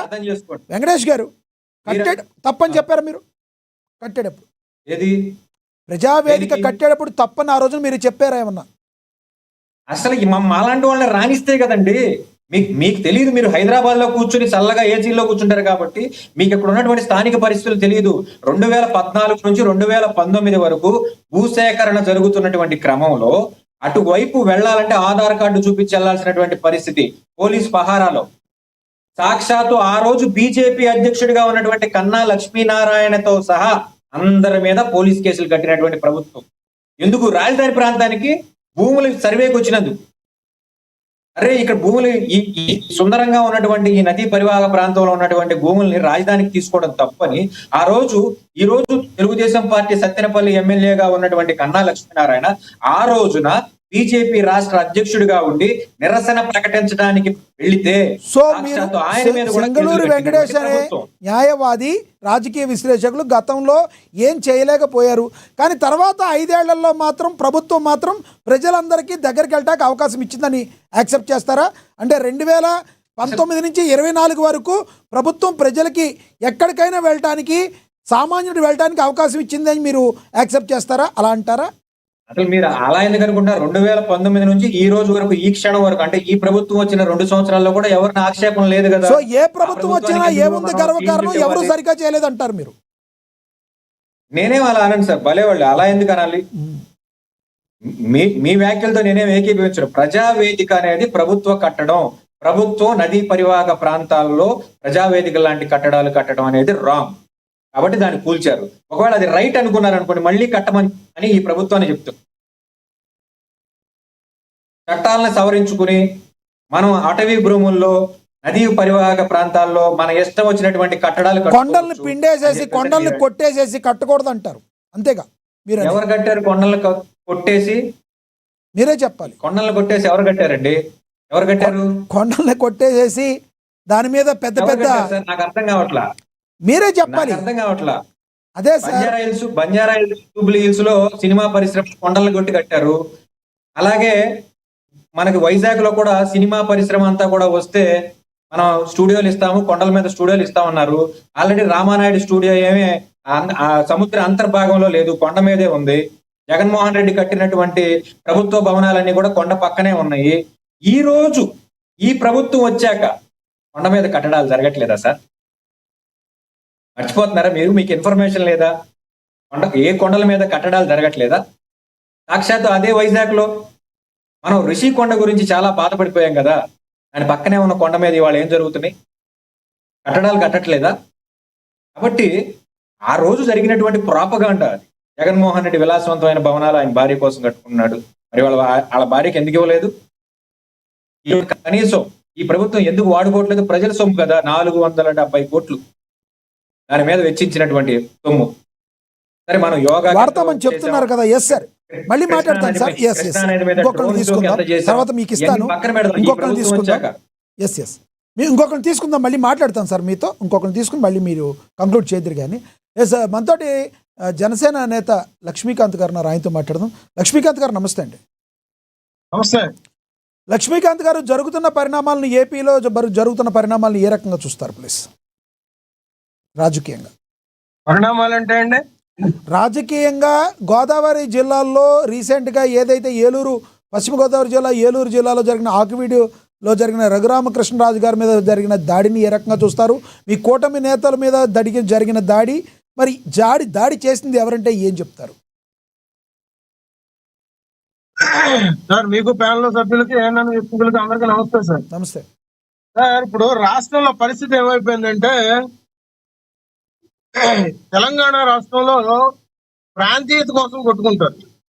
ఏమన్నా చిన్న మాట తెలంగాణ గురించి మాట్లాడితే ఉవ్వెత్తున ఉద్యమాలు చేస్తారు. కానీ ఇప్పుడు రాష్ట్రంలో పరిస్థితి ఎట్లా అయిపోయిందంటే అండి, ఆంధ్ర రాష్ట్రం ఉండిపోయిన తర్వాత మన దౌర్భాగ్యం, కోనసీమ అంబేద్కర్ జిల్లా అని పెట్టిన తర్వాత అల్లర్లు ఎక్కువైపోయాను వాళ్ళ హయాంలో. మరి వాళ్ళ రోజున ఆ అల్లర్లు చేసిన తర్వాతే 151 సీట్ల నుంచి 11 సీట్లు పడిపోయిన జగన్మోహన్ రెడ్డి గారు మరి చాలా కొత్తగా, చాలా వినూత్నంగా ఒక మాట అన్నారు. ప్లీజ్ కోనసీమ అంబేద్కర్ గారి జిల్లా అని పెట్టాక అల్లర్లు ఎక్కువైపోయినాయి అన్నారు. అది ఆ బాడీ ఏంటి నాకు అర్థం కాలేదు. చేసింది ఎవరు? అల్లర్లు చేసింది ఎవరు? చేయడానికి కారకులు ఎవరు? దాని గురించి చెప్పండి. తెలీదా? దాని గురించి చెప్పండి. ఆ టైంలో కాపులకి దళితులకి గొడవలు జరుగుతూ ఉండంటే మరి జగన్మోహన్ రెడ్డి గారి ఎమ్మెల్యేలు ఎంపీల దగ్గర నుంచే కదండి ఆయన మొత్తం హుకుములు జారీ చేసింది అల్లర్లకు సంబంధించి. విశ్వనాథ్ గారు, మీకు అవన్నీ విషయాలు మర్చిపోయారా? అప్పుడు పత్రికలు కానీ ఇస్తాను, లక్ష్మణరావు గారు ఇస్తాను. వెనక్కి తీసుకోమని చెప్పాలి. అటువంటి పదాలను ఎలా వాడతారు? అందుకనే కదండి నేను ఆపింది. ఆల్రెడీ క్లారిటీ మాట్లాడినివ్వండి ఆయన్ని. మీరు మధ్యలో మాట్లాడితే ఆయన మాట్లాడింది ఎవరికి అర్థం కాదు. లక్ష్మణరావు గారు ఆయన మాట్లాడేదాన్ని మొత్తం మాట్లాడితే లక్ష్మణరావు గారు ఒక నిమిషం మ్యూట్ చేయండి. లక్ష్మణరావు గారు మ్యూట్ చేయండి ఒకసారి. లక్ష్మణరావు గారు మ్యూట్ చేయండి. లక్ష్మణరావు గారు ఆయన మాట్లాడిన మాటని సరైన విధంలో అర్థం చేసుకోకపోతే ప్రాబ్లం అవుతుంది. కాబట్టి ఆయన చెప్పేటప్పుడు మీరు అడ్డుపడిపోతే అర్థం కాదు. ఆయన ఏం మాట్లాడారో ఆయన చెప్పనివ్వండి. మాట్లాడిన దానిలో అభ్యంతరం ఉంటే మీరు విమర్శించండి. మీరు ఆయన మాట్లాడిన దానిలో గట్టిగా వెళ్ళి మాట్లాడితే నేను అదే చెప్తున్నా. నేనే ఆపింది మీకంటే ముందు నేనే ఆపాను. ఆయన క్లారిటీ ఇవ్వండి, తర్వాత మీరు మాట్లాడండి. లక్ష్మణరావు గారు ఆగండి. లక్ష్మీకాంత్ గారు ఒకటి చెప్పాలి. మీరు ఇందాక ఒక మాట మాట్లాడారు. లక్ష్మణరావు గారు ఆపండి. లక్ష్మణరావు మ్యూట్ చేయండి. లక్ష్మణరావు గారు మ్యూట్ చేయండి. డిబేట్ వేరే దగ్గరికి వెళ్తుంది. లక్ష్మణరావు గారు మ్యూట్ చేయండి. లక్ష్మీకాంత్ గారు ఒక మాట చెప్పండి. అంబేద్కర్ కోనసీమ జిల్లాని పెట్టిన తర్వాత గొడవలు ఎక్కువ అయ్యాయని ఒక మాట మాట్లాడారు. దాని గురించి మీరు క్లారిటీ ఇచ్చి డిబేట్లోకి వెళ్ళండి. నేను చెప్తున్నాను, కావాలంటే ఇక్కడ నోరేసుకొని పడిపోవడం కాదు. మనం మాట్లాడితే టాపిక్ మాట్లాడితే విధి విధానాల మీద మాట్లాడాలి, లేదు సభ్యంగా మాట్లాడాలి, తిట్లు లేకుండా మాట్లాడాలి. అంతేగాని నీకేం తెలుసు అంటే పెద్ద పోటుగాళ్ళు లెక్కన మీరు ఇందాక ఒక మాట మాట్లాడారు. నేను ఒక మాటేనండి. నేను ఇప్పుడు జూమ్ లో ఉన్నా, స్టూడియోలో ఉంటే వేరేగా ఉంటుంది. నేను జూమ్ లో ఉన్నా, మీ మాట కూడా నాకు వినిపించదు. నన్ను పూర్తి మాట్లాడినామండి, అర్థమైందా? అందరూ జూమ్ లోనే ఉన్నారు. మీరు ఒక మాట మాట్లాడారు లక్ష్మీకాంత్ గారు. ఇందాక మీరు ఒక మాట మాట్లాడారు, దాని గురించి చెప్పి వెళ్ళండి. ఎవరి హయాంలో జరిగినాయి, ఏ ఉద్దేశంతో మీరు ఆ మాట అన్నారు చెప్పి వెళ్ళండి. మీరు తప్పుగా అన్నారని కూడా నేను అక్కడికి అంటలేదు. మీరు అంటానికి గల కారణం ఏంటి, ఎవరి హయాంలో జరిగి ఎందుకు జరిగినాయి చెప్పాలండి. మీరంటా మధ్యలో కారణం ఏంటి? రాకుండా ఉంటారా? మధ్యలో రాకుండా ఉంటారా? మేమేమి రాట్లా, మీరే చెప్పట్లా. మీరు మాట్లాడలేదు సార్, నన్ను మాట్లాడే ఎస్, మాట్లాడండి, మాట్లాడండి. మరి మీరు మధ్యలో రాకూడదండి. మేమేమి రాట్లా, మీరు చెప్పండి. మీరంటా కారణం ఏంటి? జగన్మోహన్ రెడ్డి గారు అధికారంలోకి వచ్చిన తర్వాత వంగవీటి మోహన్ రంగా గారి పేరు పెట్టకుండా ఎన్టీఆర్ జిల్లాగా పెట్టి కృష్ణా జిల్లాని కృష్ణా జిల్లాగా విభజించిన తర్వాత రాష్ట్రాన్ని 26 జిల్లాలుగా మార్చాక ఆయన అంబేద్కర్ కోనసీమ జిల్లాని పెట్టాక కాపులకి దళితులకి గొడవలు పెట్టింది వైఎస్ఆర్సీపీ నాయకులు కాదా? అవునని ఒప్పుకుంటారా ఇవాళ రోజున వైఎస్ఆర్సీపీ నాయకులు? మరి అదే పందాలు ఇవాళ రోజున ఆ గొడవలు వాళ్ళ దారుణమైన పాలన చూసే కదా 11 సీట్లకు పరిమితం చేసి ఇవాళ రోజున కులాలకు చిచ్చు పెడుతూ పవన్ కళ్యాణ్ గారిని ఒక మతానికి ఆపాదిస్తూ ఇవాళ రోజున మత విద్వేషాలు రెచ్చగొట్టే ప్రక్రియ జరుగుతుంది. ఈ మాట నేను ఎందుకంటున్నానంటే నిన్న రఘురామకృష్ణరాజు గారు శ్రీరామనవమి సందర్భంగా ఆకవీడు మండలంలో పెద్దపాడులో ఉన్నటువంటి పురాతనమైన శ్రీరాములు వారి ఆలయానికి అంటే పలు ఆలయాలు సందర్శించిన తర్వాత ఒక ఆలయంకి వెళ్తే అక్కడ బొట్టు లేకుండా కొంతమంది మత మార్పిడి చేసుకున్న దళితులు ఆ దళితులు విగ్రహానికి దండేయకూడదని తద్వారా ఆ విగ్రహానికి దండేసిన తర్వాత ఆ దండ తీసి పారేయడం గాని చంపేయండ్రా అని చెప్పేసి మద్దా నరేష్ లాంటి వ్యక్తి.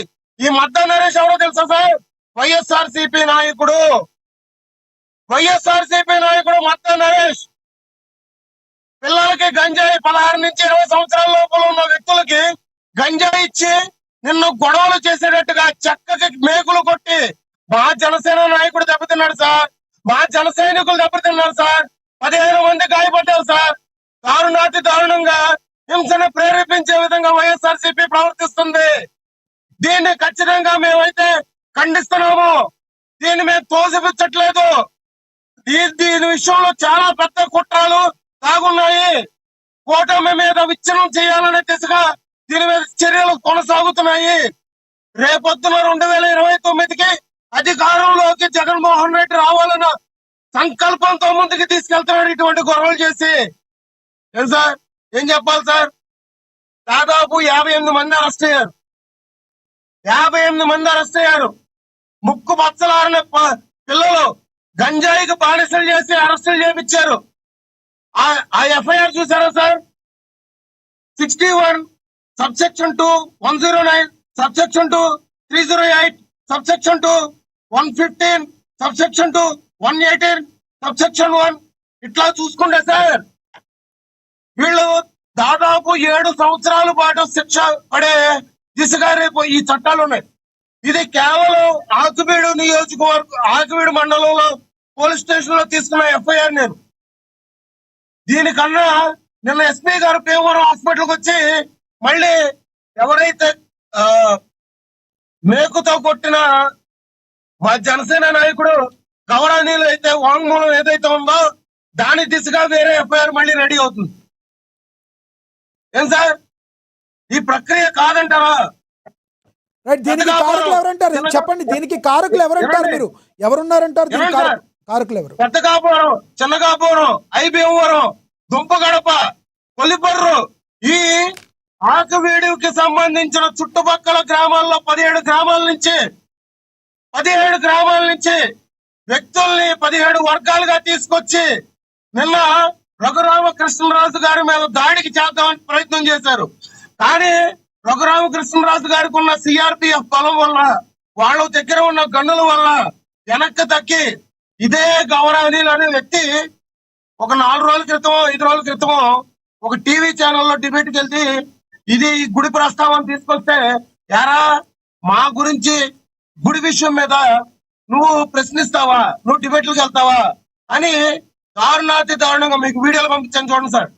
చిన్న చిన్న వ్యక్తులు డాబా మీద నుంచి తీసిన వీడియో ఫుటేజ్ ఒకటి ఉండదు చూడండి. ఆ ఫుటేజ్ లో అనిల్ గారిని ఎటువంటి దారుణంగా కొడుతున్నారని చూడండి. ఇటువంటి చర్య సార్ వీళ్ళు చేసేది. రైట్ రైట్ రైట్ లక్ష్మీకాంత్ గారు, ఇటువంటి దారుణంగా పాల్పడేది. ఎస్ లక్ష్మీకాంత్ గారు కూడా మార్చుకోకుండా రాష్ట్రంలో శాంతి భద్రతలకి విఘాతం కలిగిస్తూ ఇవాళ రోజున బీటీఎం పార్టీ కొంతమంది వ్యక్తుల్ని దళితులుగా ఒక ఓట్ బ్యాంక్ లాగా దళితుల్ని ఇవాళ రోజున పార్టీ ఉపయోగానికి ఉపయోగించుకున్నాడు. కానీ జగన్మోహన్ రెడ్డి దళితులు మేనమావనం, దళితుల పక్షాన్ని నిలబడే వ్యక్తను. ఆయన కేవలం ఆశపడేది అధికారం కోసం.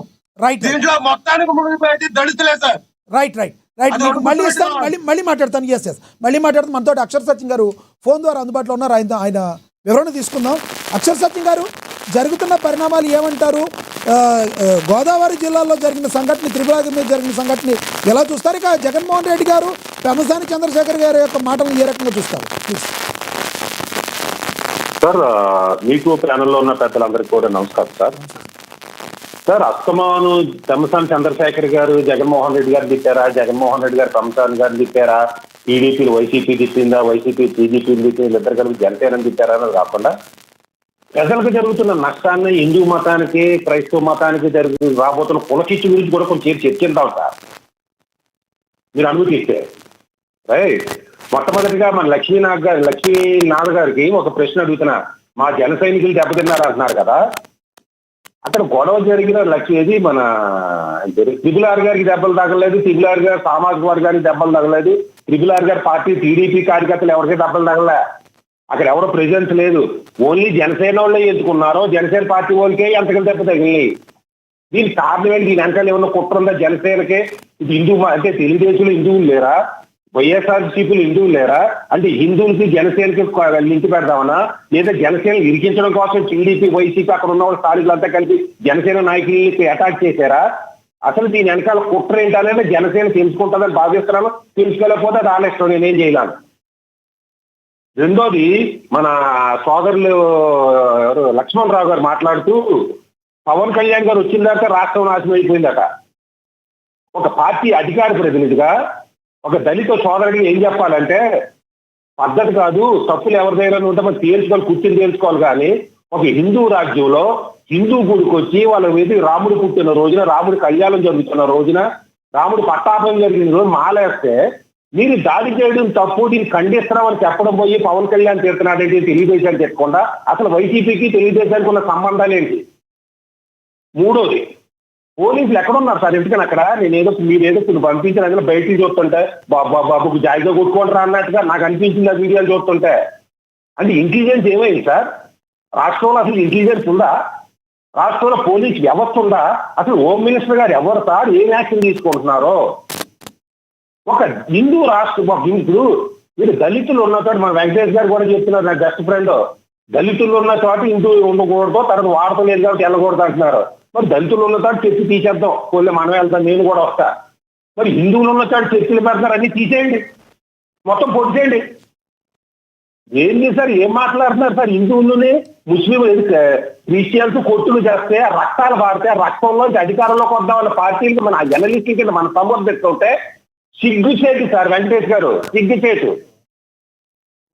నేను మళ్ళీ చెప్తున్నాను సార్, దళితులకి అధ్యక్షుడు ఉంటే ఉండొచ్చు, కాదని అంటే గొడవకి కారణం ఉంటే ఉండొచ్చు. రఘురామరాజు గారి మీద కానీ, లేదా అక్కడ ఉన్న జనసేన పార్టీ వాళ్ళ మీద కానీ, లేదా టీడీపీ ఉంటే ఉండొచ్చు. దాన్ని సామరస్యంగా కుర్చీని పరిశీలించుకోవాలి. కానీ నేతులతోటి, కర్రలతోటి, కత్తులతోటి దాడి చేయడం అనేది రాబోయే ముందు అశాంతి ప్రబలటానికి కారణం అవుతుంది.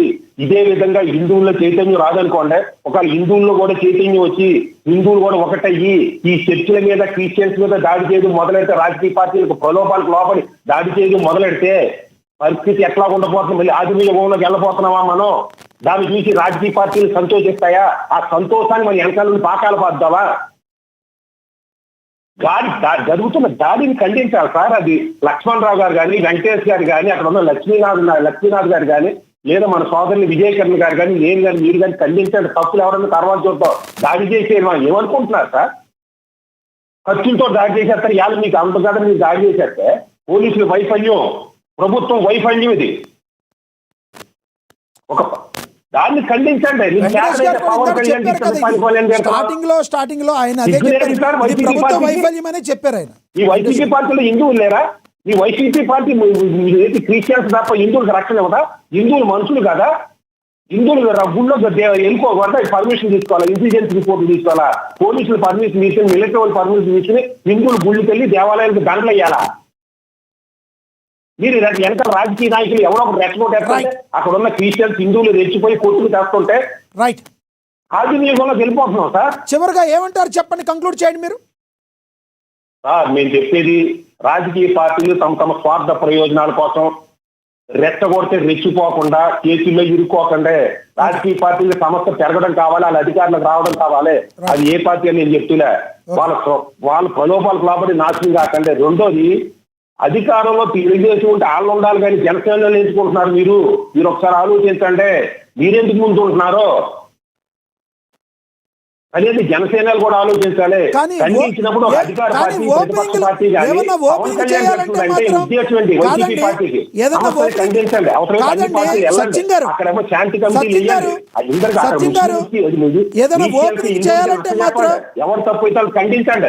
సత్యం గారు, ఏదైనా ఓపెనింగ్ చేయాలంటే మాత్రం జన సైనికులు ముందుండట్లేదు, వాళ్ళు వెనకాల ఎక్కడ ఉంటున్నారు. ఓపెనింగ్ కి గొడవలకి జనసేనలు ఉండాలి సార్, అధికారాలు అందించడానికి తెలుగుదేశం వాళ్ళు ఉండాలి.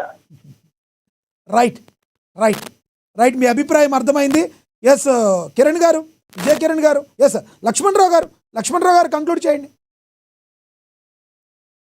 అక్షర సత్యం గారు, మరి మతాల్ని ఒక పార్టీగా ఆపాదించడం కరెక్ట్ కాదండి. ఏ పార్టీలోనైనా అనేక రకాలైనటువంటి మతాలు కులాలు కలిగిన వ్యక్తులు ఉంటారు. దాన్ని మనం ఇప్పుడు ఏమన్నా వైఎస్ఆర్ పార్టీకి హిందువులు అంత పడదా ఏంటండి? ఎంత ద్వేషమా హిందువులు దూరం చేయడానికి? అంటే పవన్ కళ్యాణ్ కి క్రిస్టియన్స్ అంత పడదా? పవన్ కళ్యాణ్ గారికి మైనారిటీ కనీసం రంజాన్ వినండి సార్, వినండి మీరు మీరే అన్నారు కదండి లక్ష్మణరావు గారు, రంజాన్ వేడుకలో ఎందుకు పాల్గొలేదో వినండి. మీరు లక్ష్మణరావు గారు మీరే అన్నారు ఇందాక, కులాల మతాల మధ్య చిచ్చు పెట్టింది పవన్ కళ్యాణ్ గారు, మీరే మాట్లాడారు. నేను అలా అన్నా, పవన్ కళ్యాణ్ వ్యక్తి వచ్చిన తర్వాత కులాల మతాల మధ్య చిచ్చులు పెరిగినాయి. ఒక్క నిమిషం లక్ష్మణ్, అక్షర సత్యం గారు మాట్లాడిన దానికిను పవన్ కళ్యాణ్ గారికిను ఏంటయ్యా సంబంధం? తోలు తీర్చుకోవడానికి ఏదో మాట్లాడితే మీరు పవన్ కళ్యాణ్ గారికి క్రిస్టియన్స్ అంటే పడదంటారు ఏంటి? ఆయన ఇంటిలో ఎందుకంటే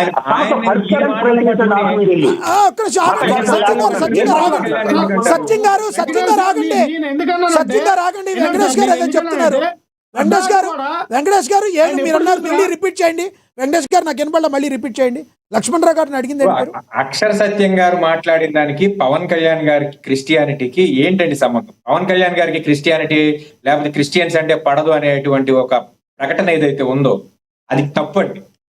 అసలు ఈయన మాట్లాడిన దానికి ఈయన వరకే సమాధానం చెప్పండి, కానీ దాన్ని తీసుకెళ్లి ఈయన వాయిస్ ని జనసేన వాయిస్ గా మాత్రం మీరు గుర్తించొద్దు. అండ్ ఇప్పుడు ఎలా మాట్లాడతారండి? వైఎస్ఆర్ పార్టీకి ఎలా మాట్లాడేస్తారు అంటే వైఎస్ఆర్ పార్టీకి హిందువులంతా పడదన్నట్టుగా మాట్లాడిస్తే ఒప్పించుకోవాలా? ఆయన వ్యక్తిగత అభిప్రాయం నేను అందుకేనండి దాని తగ్గట్టుగా అన్నా. ఇప్పుడు వెంకటేష్ గారు అనేది పవన్ కళ్యాణ్ పడదా అది ఎలాగైనా అర్థమండి.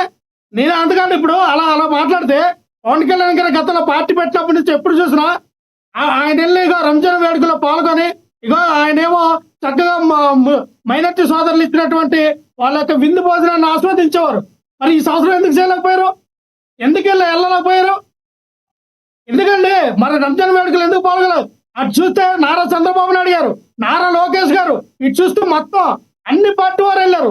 మరి పవన్ కళ్యాణ్ గారు వెళ్ళలేకపోయారు. అంటే కేవలం మీరే క్రిస్టియన్స్ కి మైనార్టీకి మీ పార్టీ నాయకులే మీరే దూరం చేస్తారు. మేం చేయట మీరే దూరం చేసుకుంటున్నారు. మాకే అవసరం అంటే నేను ఒకటే చెప్తా ఉన్నా, ఒక రాజకీయ పార్టీ పెట్టినప్పుడు ఏ అధ్యక్షుడికైనా అన్ని మతాలని, అన్ని కులాలు, అన్ని ప్రాంతాలే సమానంగా చూడాలి కూడా. అంతేగాని మనం ఒక మతాన్ని ఒక కులాన్ని సమయం అయిపోయింది.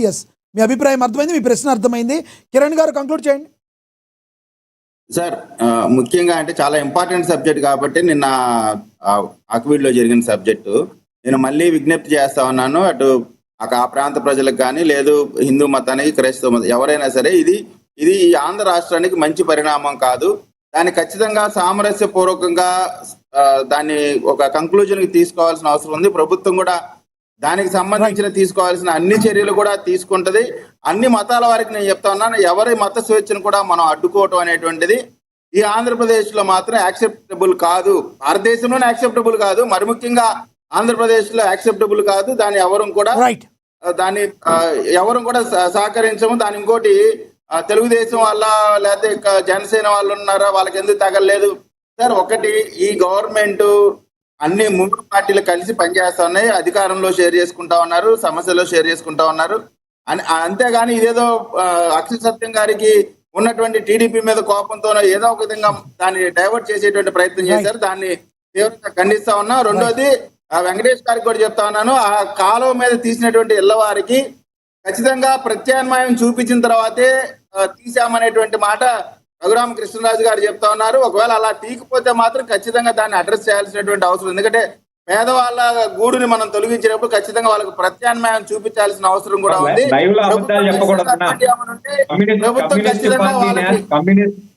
కమ్యూనిస్ట్ పార్టీ నేతలు మీ ప్రభుత్వ తీరుని, మీ ఎమ్మెల్యే తీరుని, మీ ఉపసభాపతి తీరుని ఎండగడుతూ ఆ రోజు ఉద్యమం చేసినటువంటి వాస్తవాన్ని మీరు మర్చిపోవద్దు. రైట్. ఒకవేళ కలెక్టర్ గారిని కలిస్తే ఖచ్చితంగా వాళ్ళకి న్యాయం జరిగింది ఒకటి. రెండోది నేను మళ్ళీ చెప్తా ఉన్నాను, దళిత క్రైస్తవులు కానీ ఎవరైనా కానీ రఘురామకృష్ణరాజు గారు లేదా ఇంకొకరైనా సరే ఏ మతానికి సంబంధించినటువంటి మన పర్సనల్ ఎజెండా ఏదైనా ఉంటే దాన్ని మాట్లాడాలి తప్ప అంత మొత్తాన్నో కులం మొత్తాన్నో అనేటువంటి మాటలు మాత్రం ఎవరైనా సరే ఖండించాల్సినటువంటి అవసరం ఉంది. ఆంధ్రప్రదేశ్ లో శాంతి సార్, ఒకటి చంద్రబాబు నాయుడు గారు ఇంతకంటే పెద్ద హైదరాబాద్ లో 100 మంది మరణాలు జరిగేటువంటి మత ఘర్షణలో వాటిని అణిచివేసినటువంటి చంద్రబాబు నాయుడు ఖచ్చితంగా ఆంధ్ర రాష్ట్రంలో లా అండ్ ఆర్డర్ కంట్రోల్ తీసుకొస్తారనేటువంటి నమ్మకం. రైట్. లక్ష్మీకాంత్ గారు ఇస్తాను సార్. లక్ష్మీకాంత్ గారు కంక్లూడ్ చేయండి. చెప్పండి. కంక్లూడ్ చేయండి సార్. చెప్పేదే ఉంది సార్. నేను 1-10 సార్లు ఈయన లక్ష్మణ్ గారికి ఒకటే చెప్తున్నా, పార్టీలు మారినా గానీ మీరు దళిత బంధు అంటారు కదా, ఆ దళిత బంధు అనే దాని మీద మీరు ఆ సిద్ధాంత ప్రకారంగా అట్లా నిలబడిపోండి. మళ్ళీ అక్కడికి దళిత బంధు అన్నప్పుడు కానీ దాన్ని సిద్ధపడిపోండి. 2014 నుంచి జనసేన పార్టీలో 10 సంవత్సరాలు సుదీర్ఘ ప్రయాణం చేసి జగన్మోహన్ రెడ్డి గారు తిట్టినట్టుగా ఇవాళ రోజున పార్టీ మారినప్పుడు పవన్ కళ్యాణ్ గారిని తిట్టినట్టుగా యూటర్న్ గా లేదంటే విధి విధానాలు లేకుండా మాట్లాడటం మాత్రం కరెక్ట్ కాదు. ఎందుకంటే మా సిద్ధాంతం గాని, మా ప్రయారిటీ గాని, పార్టీ సిద్ధాంతం గానీ ఒకటే. మా మతాన్ని ప్రేమిస్తాం, ఇతర మతాలను గౌరవిస్తాం. మేము ఇవాళ వరకు కూడా మీకు తెలియని విషయం కాదు, పవన్ కళ్యాణ్ లాంటి వ్యక్తి ఎన్నో చర్చలు కానీ, ఎన్నో గుళ్ళు కానీ సొంత నిధుల నుంచి ఆయన దాన ధర్మాలు చేసిన దాన కర్ణుడు. అదొకటి గుర్తుపెట్టుకోవాలి. ఇవాళ రోజున ఆయన సనాతని ఇవాళ రోజున మాట్లాడటం హాస్యాస్పదం. అర్థమైందా? ఇది చాలా జాగ్రత్తగా మీరు నోరెక్కువ పెట్టుకుని మాట్లాడండి. అంతేగాని పవన్ కళ్యాణ్ గారు తనను తీసేస్తానన్న మీ వైఎస్పీ నాయకులే. దీని చర్యకు ప్రతి చర్యగా వైఎస్ఆర్సీపీ తీసుకునే నిర్ణయాలు ఏ విధంగా చెప్పండి. ఒక మాట సార్. చెప్పండి సార్, మీరు లక్ష్మీనాథ్ గారు మంచిదే, మీరు గుర్తించుకోరు పార్టీ విషయం, మీరు డిఫెన్స్ చేయడం మంచిది కాదంట్లా. మీకులాగా ఎంతో సబ్జెక్టుతో ఎంతో గొంతుకున్నటువంటి వివేకబాబు గారి పరిస్థితి ఒకసారి అర్థం చేసుకోండి. పాపం ఆయనకి ఎంతవరకు స్పందించలే మీ నాయకుడు. గుడులు చర్చలు పక్కన పెట్టండి, గుడులకి చర్చలకి ఇచ్చిన దానాలు పక్కన పెట్టండి. వివేకబాబు గారు ప్రాణాంతకమైనటువంటి వ్యాధితో ఆయన కీలవ్యాప్తగా మంత్రి సత్యనారాయణ ఇక్కడ విజయవాడలో ఉన్నాడు. ఆయన పాపం జనసేన పార్టీ జన సైనికులు 6,00,000 అందించారు. సార్ మీరు వైసీపీ కాపాడమనండి. ఎందుకు చించుకుంటారు? ఆ పార్టీలో ఒక అధికార ప్రతినిధికి అయితే గడవలేదు, ఒక పార్టీలో చెప్పింది అర్థమైందంటే ఆయన సమాధానం చెప్పనివ్వండి. మీరు చెప్పింది అర్థమైంది. లక్ష్మణరావు గారు మీరు క్వశ్చన్ అడిగింది అర్థమైందంట, ఆయన చెప్పనివ్వండి సమాధానం. చెప్పండి లక్ష్మీకాంత్ గారు చెప్పండి. ఉత్తరాంధ్రలో యశస్విని గారని మా జనసేన నాయకురాలు ఒక ఆవిడ దగ్గరికి వెళ్ళి లక్ష్మణ్ రావు ఏంటని అడుగుతాం. కార్యకర్తలు బ్లడ్ డొనేషన్ క్యాంప్ చేస్తుంటే నేను చేస్తున్నానని ఆ క్రెడిట్ చోరీతో ఒప్పిడి చేసిన వ్యక్తి ఈ రేగళ్ళ లక్ష్మణ్ రావు. ఇవాళ పార్టీ పోయింది, ఆ యశస్సు వల్ల కదా మీ పార్టీ పోయింది. నాయకత్వం లేనటువంటి ఒక ఆవిడని తీసుకొచ్చి ఇక్కడ ఎస్ ఎస్ ఎస్ టాపిక్ వేరే దగ్గరికి వెళ్ళిపోతుంది. లక్ష్మణరావు గారు లక్ష్మీకాంత్ గారు ఆగండి. ఎస్ లక్ష్మణరావు గారు లక్ష్మీకాంత్ గారు ఆగండి. ఎస్ ఎస్ వెంకటేష్ గారు చివరిగా చెప్పండి సార్, ఒకసారి ఇద్దరు ఆపండి.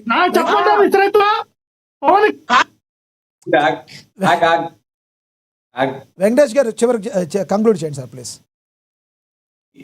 సార్ వీళ్ళు కడుపు చించుకుంటే కాళ్ళమే పడుతుందని ఫోటోలకి ఎంత వీడియోలకి ఎంత అని చెప్పేసి మాట్లాడకుండా ఉండటం మంచిది సార్. ఆర్గనైజేషన్ చేసేటప్పుడు కొన్ని చోట్ల కొన్ని చీడ పురుగులు తేరుతూ ఉంటాయి. ఏ పార్టీలో అయినా, తెలుగుదేశం అయినా, వైసీపీ అయినా, లేకపోతే జనసేన పార్టీ అయినా, లేదా కొత్తగా వచ్చే పార్టీ అయినా. కాబట్టి కొన్ని సీక్రెట్స్ ఉంచాలి. ఇందాక మీరు మాట్లాడుతూ ఒక మాట అన్నారు, ఏదైతే జనసేన పార్టీకి ఒక మతాన్ని ఆపాదించే ప్రయత్నం చేయొద్దని చెప్పారు, దాని మీద స్టిక్ అయి ఉన్నారా మీరు? నేను జనసేన పార్టీకి మతాన్ని ఆపాదించేటువంటి కార్యక్రమం చేయొద్దు అనట్లేదు. నేను జనసేన పార్టీ ఖచ్చితంగా హిందువులకి ఎక్కువ ప్రయారిటీ ఇస్తున్నటువంటి పార్టీ ఈ రోజు ఈ రాష్ట్రంలో, ఈవెన్ తెలుగుదేశం కన్నా. ఎందుకంటే ఏ రోజు చంద్రబాబు నాయుడు గారు కానివ్వండి, లోకేష్ బాబు గారు కానివ్వండి, వీళ్ళు మేము సనాతన ధర్మాన్ని స్వీకరిస్తున్నాం లేదా సనాతన ధర్మాన్ని పరిరక్షిస్తున్నాం, సనాతన ధర్మానికి ఒక పరిరక్షణ బోర్డు ఉండాలి అని ఏ రోజు కూడా ఒక వ్యాఖ్య చేసినటువంటి పరిస్థితి కాదు. రీసెంట్ క్రిస్మస్ రోజున కూడా చంద్రబాబు నాయుడు గారు వెళ్ళి క్రిస్టియానిటీ డెవలప్ చేస్తాను అని చెప్పేసి అని ఆయన చెప్పినటువంటి ఒక పరిస్థితి. అది పొలిటికల్ పార్టీస్ గా ఆ రోజు తీసుకునే స్టాండ్స్ అక్కడ వరకే ఉంటాయండి. ఎవరు కూడా భుజానేసుకుని ఏ పార్టీ కూడా ఒక మతాన్ని భుజానేసుకుని సుదీర్ఘ తీరం ప్రయాణం చేసినటువంటి పరిస్థితి కనిపించదు. అలాంటి వాళ్ళకి డెవలప్మెంట్ కూడా ఉండదు. క్రిస్టియానిటీని ఆపాదించొద్దు, ఈ అక్షర సత్యం గారి యొక్క వాయిస్ ని బేస్ చేసుకుని అని మాత్రమే అన్నాను. ఇంకొకటి, ఇప్పుడు మీరేమంటారు, ఓన్లీ హిందువులకు మాత్రమే పెట్టిన పార్టీ జనసేన పార్టీ మీద హిందువుల ముద్ర మీరు వేయాలని ఎలా అనుకుంటారు? ఎప్పుడు అలా పవన్ కళ్యాణ్ గారు చెప్పలేదు కదా, నేను హిందువుల కోసం పెట్టాను పార్టీ అని కదా. లక్ష్మణరావు గారు మీరు మాట్లాడారు, ఆగండి, ఆయన మాట్లాడండి. నేను చెప్పడం ఏంటి సార్, ఆయనే కదా సనాతన ధర్మం అంటే వేరే మతాన్ని కించపరచడం కాదు కదా. ఆయన చెప్పింది అదే కదా, నేను హిందువుల కోసం పార్టీ పెట్టానని పవన్ కళ్యాణ్ గారు ఎప్పుడైనా చెప్పారా? మీకు ఇస్తా సార్, ఆగండి సత్యం గారు, మీకు ఇస్తా. లోతుగా వెళ్తే విమర్శించాలి. సనాతన ధర్మంలో విడాకులు లేవు, సనాతన ధర్మంలో విడాకులు లేవు నేను అనలేదు సార్. చంద్రబాబు నాయుడు గారు పవన్ కళ్యాణ్ పెట్టుకున్నాను. సనాతన ధర్మంలో మత మార్పిడి లేదు. నేను చర్చికి వెళ్ళంగానే బాప్టిజం తీసుకుని, లేకపోతే మసీదుకి వెళ్ళంగానే టోపీ పెట్టుకుని, వాళ్ళు పెట్టిన బిర్యానీ తిని, ఉత్తరప్రదేశ్ ముఖ్యమంత్రి యోగి గారు ఉన్నారండి, ఆయన కూడా ఒక చర్చికి వెళ్ళాడు. లేకపోతే ఆయన ఆన్లైన్ లో ఆయన మసీదుకి వెళ్ళిన వీడియో ఉంది. ఎవరో ఒక ఆయన తీసుకొచ్చి ఆయన నెత్తి మీద టోపీ పెట్టకపోతే, నీ మతాన్ని నేను గౌరవిస్తాను, నీ మతాన్ని నా నెత్తికి ఎక్కించు అని చెప్పి స్మూత్ గా పక్కకు తీసినటువంటి వ్యక్తి. ఆయన నిరంతరం కాషాయ బట్టలు తొడుక్కున్నటువంటి సనాతన ధర్మాన్ని పాటించేటువంటి వ్యక్తి. అతను అన్నాడంటే ఓకే, నువ్వు చేయకూడదు కదా. నువ్వు మోడర్న్ ట్రెండ్ లో ఈ రోజు సనాతన ధర్మాన్ని, బీజేపీలోకి చేరిన తర్వాత సనాతన ధర్మం, దానికి ముందు కమ్యూనిజం, దానికి ముందు మాయావతి గారితో పాటు బీసీయిజం. మనకు ఇప్పుడు ఈ రాజకీయాలు ఈ రోజు బీజేపీతో ప్రయాణం కాబట్టి సనాతన ధర్మం, రేపు పొద్దున్న బీజేపీ నుంచి బయటకు వస్తే ఏ ధర్మం అనేది మనం చెప్పలేము. ఎందుకంటే అది రాజకీయం. పాలిటిక్స్ అంటే అంతే, వాటర్ మారినట్టు పారుతూ ఉంటాయి. దీన్ని విమర్శించాల్సిన అవసరం లేదు. జగన్మోహన్ రెడ్డి గారు భక్తు క్రిస్టియన్ అండి, కానీ ఆయన తిరుమల తిరుపతి దేవస్థానానికి వెళ్ళి ఒక్క నిమిషం ఆగండి, అందరూ అంటున్నారు, ఒక్క నిమిషం ఆగండి. ఎస్ సార్, సమయం అయిపోయింది, మీరు చెప్పిన పాయింట్ అర్థమైంది. సచిన్ గారు కంక్లూడ్ చేయండి మీరు. కాంతి గారు చెప్పండి. టీడీపీ జనసేన కూటమి ఉండాలి, వైసీపీ లాంటి పార్టీని ఎదుర్కోవాలంటే కూటమి ఉండాలని మొదటి నుంచి సమర్థిస్తున్నామని, రేపు కూడా కూటమి ఉండాలని కోరుకుంటున్నా. అయితే ఆ కూటమిలో జనసేన కూడా స్థానం ఉండాలని మాత్రం వాదిస్తా. రెండోది, పవన్ కళ్యాణ్ విడాకులు సనాతన ధర్మంలో లేదని వెంకటేష్ గారు అంటున్నారంటే, మరి ఆయన అజ్ఞానం లేకపోతే ఏటీవీ వైటీవీలో మీద ప్రేమ తెలియదు కానీ విడాకులు అనేది భారతదేశ చట్టం కల్పించింది. చట్టం సృష్టించింది. చట్టం వేరు, సనాతన ధర్మం వేరు. ఇంకో విషయం, ఎవరి పార్టీ ఏంటి? పవన్ కళ్యాణ్ గారు హిందూ పార్టీ, జగన్మోహన్ రెడ్డి గారు పార్టీ అన్న తర్వాత చూద్దాం, తర్వాత స్కూల్ నుంచి కుర్చీ తెచ్చుకుందాం. హిందువులు ముస్లింలు గొడవ కొట్టుకోపోతున్నారు. అది ఇంకా పెరిగితే దేశానికి నష్టం, ఆంధ్రాకి నష్టం, కొన్ని మతాలకు నష్టం. కాబట్టి దాన్ని పరిష్కరించడానికి ట్రై చేయండి. ఆకువీడు వెళ్ళండి. మీ రాజకీయ పార్టీలు ఎనలిస్టులు అందరూ కూడా ఆకువీడు వెళ్ళి క్రిస్టియన్స్ కు సంబంధించిన క్రిస్టియన్ మద్దతు శాంతపరచండి, హిందువులకు సంబంధించిన హిందువులు శాంతపరచండి. దాడి చేయడం తప్పు, ముమ్మాటికి తప్పు. ఎవరి దగ్గర ఉన్నా కానీ కర్రలతోటి కత్తులతోటి మేకిలు దాడి చేయడం తప్పు. అటువంటి వాళ్ళని కఠినంగా శిక్షించాలి. రేపు పొద్దున భయపడాలి ఇంకొకటి దాడి చేస్తారు, హిందూ అవని క్రిస్టియన్ అవని. ఆ విధంగా చంద్రబాబు నాయుడు గారి ప్రభుత్వం తీసుకోవాలి. లేకపోతే చేతకాని ప్రభుత్వం కిందే ప్రజలు గమనిస్తారు. ఓకే ఓకే సార్, మీ అభిప్రాయం అర్థమైంది సార్. లక్ష్మీకాంత్ గారు చెప్పండి చివరిగా.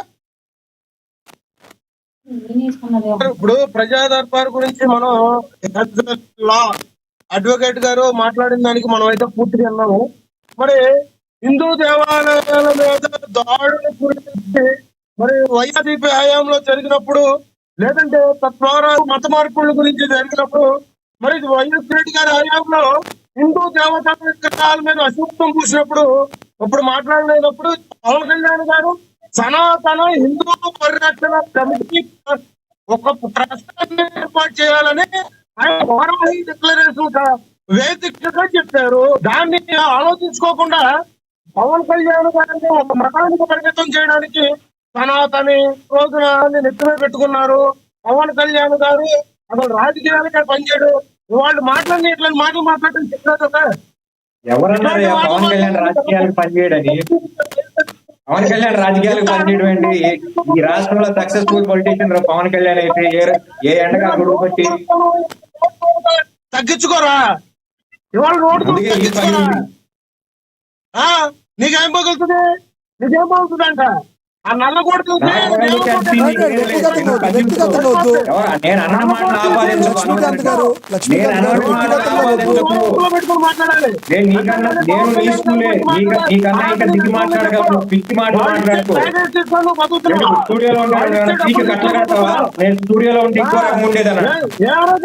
సార్ ఆయన వేరు, మీరు అనేది వేరు.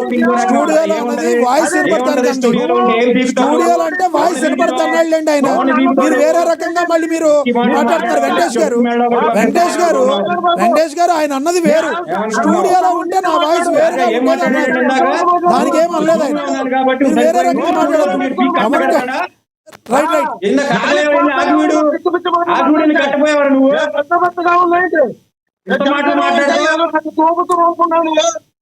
ఏడ్చావులే. ముందు కొట్టిన వాళ్ళ సంగతి ముందు హాస్పిటల్ బిల్లు కట్టి జాగ్రత్త ఇంటికి పట్టుకురా. వివేక్ బాబు విషయానికి వచ్చే మాటలు దాడేస్తున్నాం. వివేక్ బాబు విషయం వచ్చేవాడి మాటలు దాడేస్తున్నాం. 7 నెలల శాలరీ ఎగ్గొట్టి ఎదవలరా మీరు మాట్లాడతారు. మళ్ళీ వ్యక్తిగతంగా మాట్లాడద్దు. మీరు ఎవరు కూడా వ్యక్తిగతంగా లక్ష్మీకాంత్ గారు అంటే వెంకటేష్ గారు మీరు మీ పరిధిలో మాట్లాడండి, మీ గౌరవాన్ని నిలుపుకోండి. వ్యక్తిగతంగా మాట్లాడు. ఎందుకంటే ఇలా మీరు మీ స్థాయిని మీరు దిగజార్చుకోవద్దు. ఒక రాజకీయ విశ్లేషకులుగా ఉండి ఎదవల్లా మీరు అని మాట్లాడే స్థాయిలో మీరు దిగజారిపోవద్దు. వెంకటేష్ గారు, లక్ష్మీకాంత్ గారు దిగజారిపోవద్దు. వ్యక్తిగతంగా మాట్లాడుకోవద్దు. ఇద్దరిని మ్యూట్ చేయండి. ఇద్దరిని మ్యూట్ చేయండి. ధన్యవాదాలండి వెంకటేష్ గారు, మీ అభిప్రాయం తెలియజేసినందుకు. లక్ష్మీకాంత్ గారు ధన్యవాదాలు. లక్ష్మణరావు గారు ధన్యవాదాలండి మీ అభిప్రాయం తెలియజేసినందుకు.